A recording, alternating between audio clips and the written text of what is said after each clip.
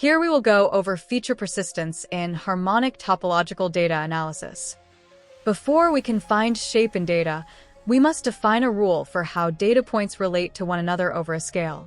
We start with a raw data set X, e.g., a point cloud, and apply a mathematical function f.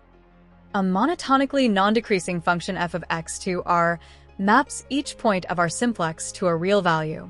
Monotonically non-decreasing means as we move forward in our sequence, the scale or radius never shrinks, it only stays the same or grows. This fundamental rule ensures that whatever structures, samplices, exist at a smaller scale, R1 will absolutely continue to exist at a larger scale, R2. As we increase our parameter, R, the filtration value, we draw expanding spheres around our data points. When these spheres overlap, we connect the points, building up geometric structures called simplicial complexes, K sub R.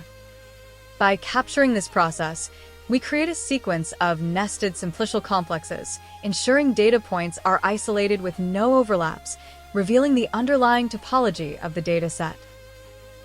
As the filtration progresses, distinct types of holes are created and eventually get filled in.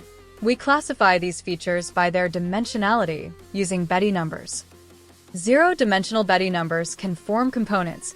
One-dimensionals form loops or define holes, forming a cyclic ring around an empty center, which leaves two-dimensional Betti numbers to represent voids or cavities, like the inside of a sphere of one-dimensional rings. The simplest way to track the evolution of these features is to plot them as a persistence barcode. The x-axis is our filtration value, R.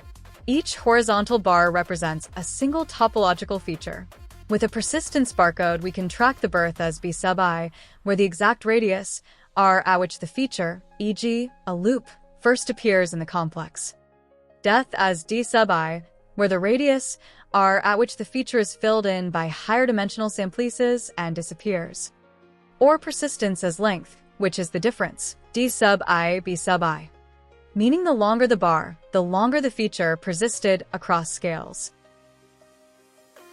An alternative view is the persistence diagram. While barcodes show length, a persistence diagram plots each feature as a single point, x, y, on a 2D graph, where x is the birth time and y is the death time.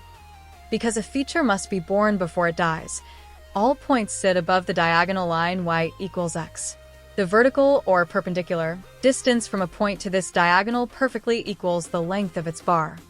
Points high up represent features born early and dying late, meaning they have high persistence. Points near the diagonal represent features that die almost immediately after being born.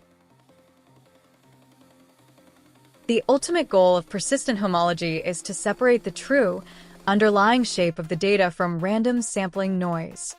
By utilizing this monotonically non-decreasing filtration, we systematically uncover and quantify the true feature persistence of any complex dataset. Be sure to check out Patreon for the tutorial code download, in-depth explainers, and implementation guides of every topological simulation system seen in my videos.